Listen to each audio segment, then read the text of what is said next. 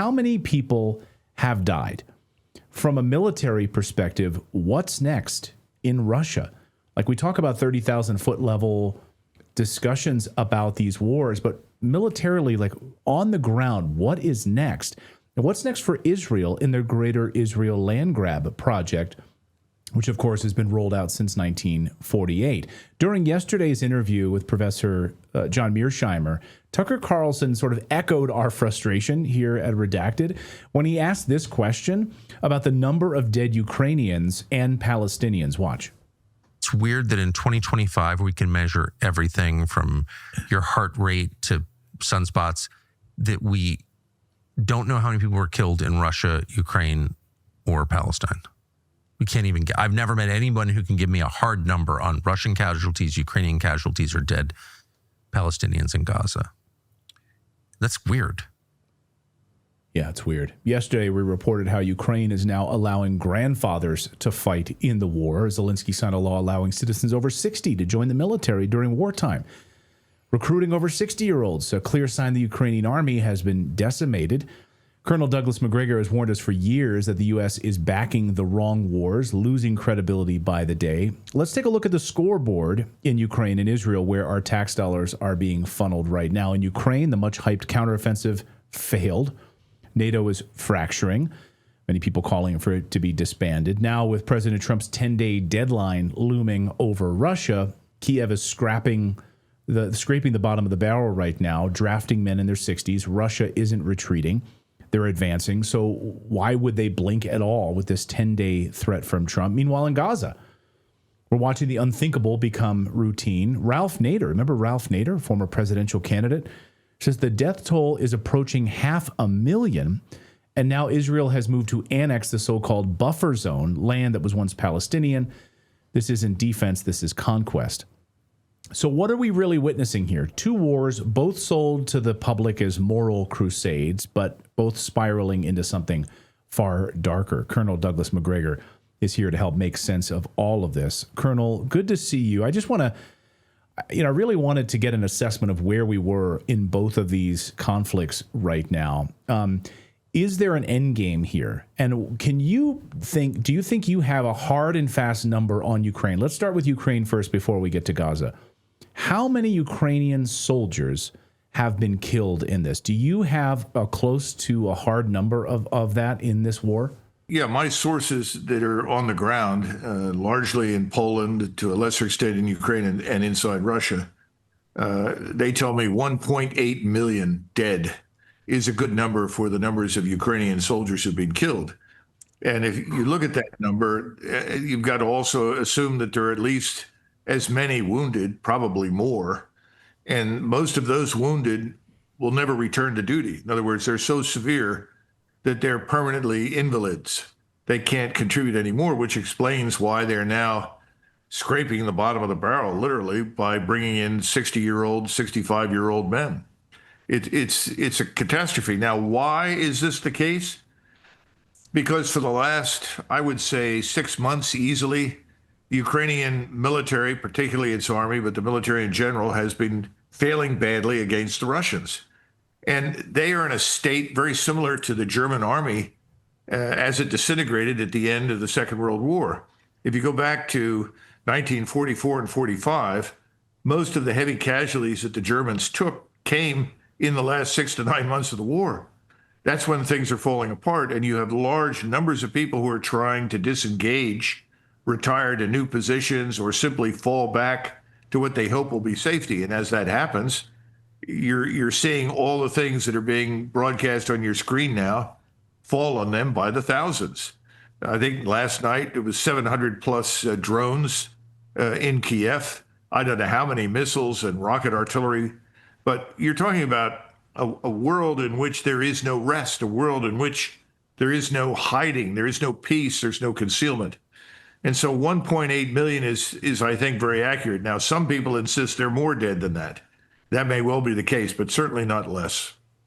1.8 million. I mean, I just dwell on that for a second, because what the Ukrainian numbers are, right? Like, Ukraine has told us like maybe 200,000 if we're lucky. I mean, well, Clayton, Natali, we've been dealing with this narrative that's just based on lies created by MI6 in London and CIA in Langley. They, of course, are joined at the hip with the Mossad. So you're talking about this large intelligence complex that has a media that's willing to cooperate. So what you hear in the mainstream media, of course, are also lies because that media is supportive of these policies.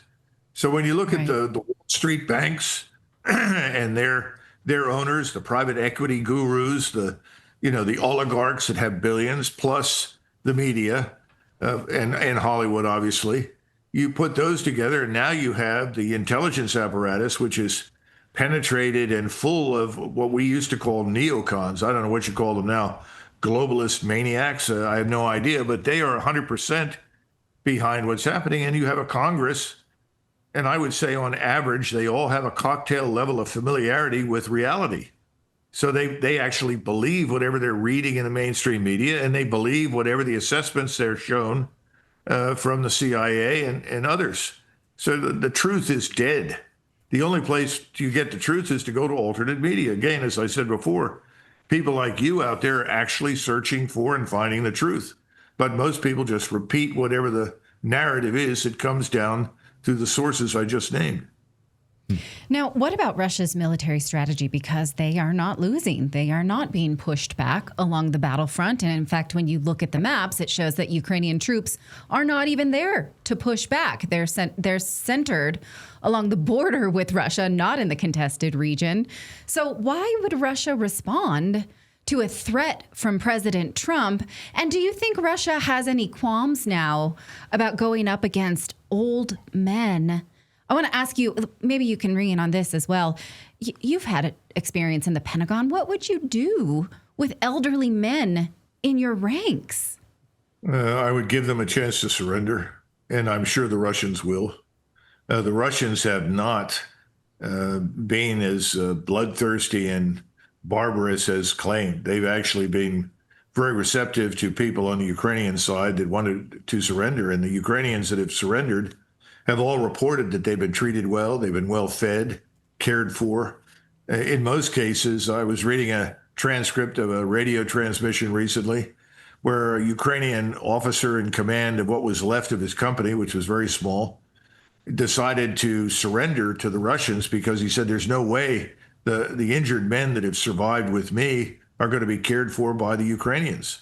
They have no medical infrastructure. They can't evacuate anybody.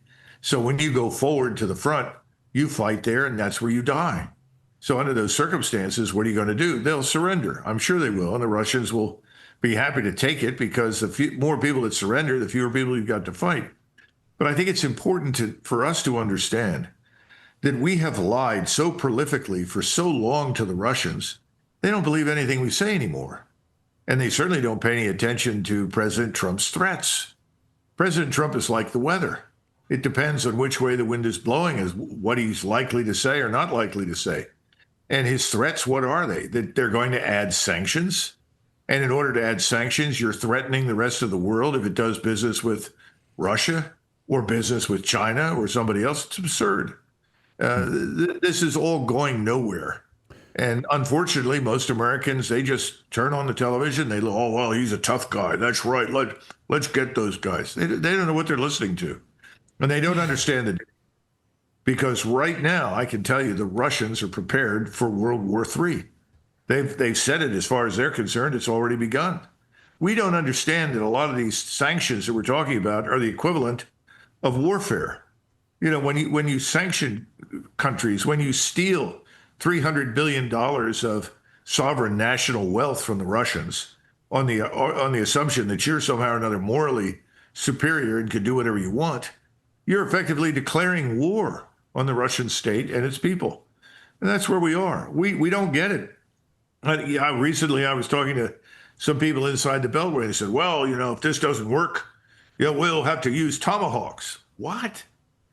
Tomahawk missiles? What, have you lost your mind? You think the Russians are going to sit there and say, oh, well, look, that's a Tomahawk. Gosh, I guess these Americans are really upset. They're going to strike. First of all, they'll shoot them down. They're not supersonic. Well, some of them are, but they're not hypersonic. And they'll shoot them down, and then they'll respond. And if they're shot from Germany or shot from Poland or Lithuania, I would expect Oreshniks to come in and obliterate the point from which they were launched. Is this what we want? Are you one of those people that's still feeling a little off after you took the COVID vaccine? Well, you're not alone, and new research totally backs this up. It's in a groundbreaking new study, The Risk Stratification for Future Cardiac Arrest After the Jab. That's the title of the study, and it's by Dr. Peter McCullough, good friend of the show. He highlights an alarming rise in sudden cardiac events among young and previously healthy individuals. His study found that tiny hidden patches of heart inflammation, often missed by doctors completely, could silently be building up, leading to sudden heart attacks during exercise or even sleep. Terrifying. If you think about it, that's why the wellness company created their 3-in-1 Ultimate Spike Detox. It was crafted with 100% natural ingredients, specifically designed to help your body clear out harmful spike proteins, reduce inflammation, and support heart health. Don't wait until the symptoms arise and strike. Experience the only formula approved and used by Dr. Peter McCullough himself, a top freedom-fighting doctor who risked everything. Head over right now to twc.health/redacted and use that code redacted to get a nice discount and free shipping on your most recent order. Again, head on over to twc.health/redacted and use that code redacted. We have a comment here that says, didn't you used to be pro-Trump? We're not here to be pro any one person or administration. We're here to talk about the reality that we live in. So you very much could like President Trump and still not like how this is playing out in the battlefield. So people are confused by this lack of tribalism. Well, Natalie, when I spoke to Trump privately, and this is back in November, and then in April and November of 2020, I was a very different man. This was a man who felt strongly that we should withdraw our forces from Europe. The Europeans should ultimately be their own first responders. I think he's 100% right. I thought so then. I still think so now. He absolutely rejected the notion that Russia or China posed an existential threat to us. When I argued that the real existential threat to the United States emanates from the Caribbean basin and Mexico and the drug cartels as a result of the human trafficking and drug trafficking, he agreed. That's 2020. And if you go back to when he ran for office this time around in 2024, most of what he said tracked with what he's always believed in the past. But he's gotten in there and he's done a 180-degree turn. He is clearly the hostage or captive or prisoner of the big lobbies, whether it's the Israel lobby or the war lobby or the pharmaceuticals or anything else. And I think that's where we are. And so under the circumstances, what am I supposed to do? Continue to say I love Donald Trump? Well, I like him personally, but I think he's leading us down the path to destruction now. Yeah. You could be like these other conservative influencers who just want to do interviews with Trump administration officials so they kiss his ass and or make excuses. Yeah, and you know who they are. You know who I'm talking about. But we're not going to do that on this show, and because we don't have to answer to anybody, and we don't have any big backers financing us that we have to answer to that. So we're going to be critical and praise him when he does something great, and criticize him when he does something like this. So I want to turn, before we get you out of here, Colonel, on to Palestine, on to the genocide in Gaza. Ralph Nader, honestly, I haven't heard Ralph's name come up in a long time, but in an interview, he just posted this about that the death toll is approaching 500,000. Because I'm trying to get real numbers here. Again, in Tucker's discussion with John Mearsheimer, this seems to be the big frustration. And Ralph Nader says 500,000 dead in Gaza. John Mearsheimer yesterday saying it's hard to get an accurate number because so many of them are just buried under rubble from the onslaught from the Israelis. Do you have a number assessment that you know of from your sources? I've seen some assessments that have ranged from 70,000 up to 450,000. And I'm sure that Professor Mearsheimer is right in the sense that there are lots of dead, unfortunately, about which we know nothing. And we can't go in there without teams to verify or conduct investigations. That's not going to happen as long as the Israeli state exists. They're going to cover up or conceal whatever the truth is. They long since abandoned telling the truth about anything. So at this point, and I have a lot of respect, by the way, for Ralph Nader. I think he's a man of real integrity, character, and courage, even if I don't agree with him. Whenever you listen to Ralph Nader, he's telling you the truth that as he knows it, and he's trying to tell it in a way that makes sense. So I'm afraid that Ralph's number of 500,000 is plausible. But my sources, obviously, in Israel have dried up completely, because unless you are 100% with them, you're against them as far as they're concerned. Right. As he points out in this radio interview, even Israeli reporters are not allowed to see the truth. They're not allowed. There was a BBC reporter this week who was flying over Gaza and was forbidden from filming out the window of the plane. Ralph Nader says, you have this tiny enclave the size of Philadelphia, 2.3 million people, and they're hit with everything you can think of: bombs, artillery, sniper fire, denial of food, water, infectious diseases, destroying homes and apartment buildings. And yet we're supposed to believe that most of them are still alive, that 97 out of every 100 Gazans are alive. He says, what are they made of? Steel and asbestos? No, they're flesh and blood. They're families like us. They're women and children and elderly and the likes. And so we can't get an assessment, but we have to remember that they're not superhumans. They're like us. So how could we expect a population to survive this? Well, you just brought up something that needs to be understood, and that is that as far as the Israelis are concerned, they are not us.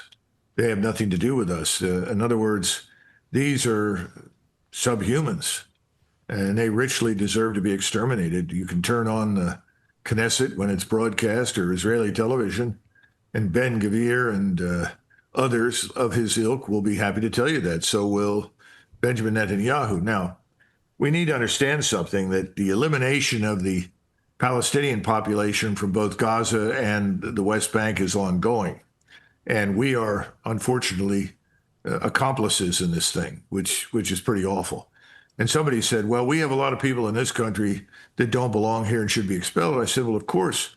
But the people you're talking about rounding up, these illegal aliens, this is not their country. They weren't born here. They have no connection to it. But the people that live in Gaza and the West Bank, well, their ancestors have been there for 2,000 years. They do have a right to live there. It's a vast difference between expelling illegal aliens and trying to expel Palestinians. But this is ongoing. It's not going to stop. And it's part of the larger process. You mentioned the Greater Israel Project. That's pressing ahead in Syria. And in order to secure Israeli control of southern Syria, they plan on annexing the areas that belong to the Druze that run along the border with Iraq and all the way up to Iran.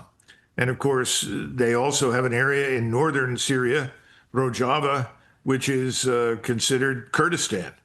And all of this borders Turkey. In the middle of this is this jihadist Sunni, Islamist state that's emerged under this man Jelani, that President Trump greeted and warmly embraced as a fine young man, who is, as far as I can tell, just a war criminal and a mass murderer.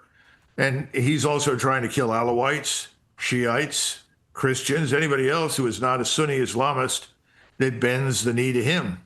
So we have a catastrophe in Syria, all for the purpose of expanding Israel and encircling Iran. And this particular corridor that runs from Israel and its border all the way up on the far eastern and northern side of Syria reaches to Azerbaijan, which has now become a platform for attack against Iran. It certainly was during the missile strikes. It continues to be that, and it's being used also to split Iran from Russia. So now we're talking about 40, 50,000 Russian troops on the border with Azerbaijan. We seem to think that somehow or another Russia is doing so poorly in Ukraine that it can't cope with Azerbaijan. I think we're about to get an education. That's not true. As you point out, that war is coming to a close. The difference is that in Ukraine, the Russians are moving like a giant vacuum cleaner. They're simply picking up every remaining Ukrainian soldier, and anyone that doesn't surrender is killed, because they want to be sure when they move on Kiev, and they will, and south to Odessa, that there's nothing behind them that can interrupt or disrupt their operations, taking them further west. So we have two things happening right now. They're anti-Russian in the Middle East, as well as in Ukraine. And all of this is bound up with the Greater Israel Project. And by the way, the Mossad is equally engaged along with the MI6 and the CIA in Ukraine, and has been almost from the beginning. For goodness sakes. Real quick, we had a comment here from one of our viewers that asks this question: is it true that drug cartels are being trained in Ukraine on how to use drones? Like, are they like literally turning to the drug cartels now to be carrying out these operations? Well, I don't know that they've turned to the drug cartels as much as the drug cartels have asked to come in there. And remember that Ukraine is an organized crime state, much like Mexico. Right. Everything revolves around money, human trafficking, drug trafficking. That's another reason the Russians want to shut this down. It's another reason why we should be interested in shutting the war down. I don't know how many women and children are missing from Ukraine. I don't even want to begin to guess, but I'm sure it's substantial. And then the drugs that pass through there, and we know the black market for all of the equipment that we send over there reaches all the way down into Kosovo and all the way to North Africa and back to Mexico. So, yeah, the drug cartels are in there, and they're trying to train their people how to use these first-person view hand-launched UAVs, or drones, as we call them. No doubt about it. Criminality, terrorism, corruption, all of those things go together. And Ukraine is the perfect example of it. Yeah. That's why we need what the Senate Appropriations Committee just approved, which is an $853 billion defense bill, because we know a lot of that is shifty money, gets stolen, gets in the wrong hands. It includes $800 million for Ukraine, even though the Pentagon didn't ask for it. The Senate just said, you're taking it. We love war. That's what we do. So, Colonel MacGregor, thank you for letting us know what really happens. Sobering as always. Well, thank you, Colonel. Natalie, just keep in mind, some of that money's never going to go to Ukraine. It's just going to be washed through the system into the Defense Department and back to the defense industries and show up as contributions to congressmen and senators. There's a reason everybody on the Hill these days, just about everybody's a multimillionaire. That's something I would pay attention to. Well, that's why we have to work hard to be taxed to afford it. So yeah, so we can. But you just got to get Clayton to stop talking about beef jerky. Come on now, we got to get on other topics. Exactly. The Colonel logged in, and we were having a discussion about beef jerky. I could talk a blue streak about it. In our pre-show, we were talking about like low carb good snacks. Yeah, that was our pre-show. Also, I'm a big fan of pork rinds. Yeah, Colonel, great to see you. Now you're making me hungry. Well, Thanks, Colonel. Bye-bye. All right.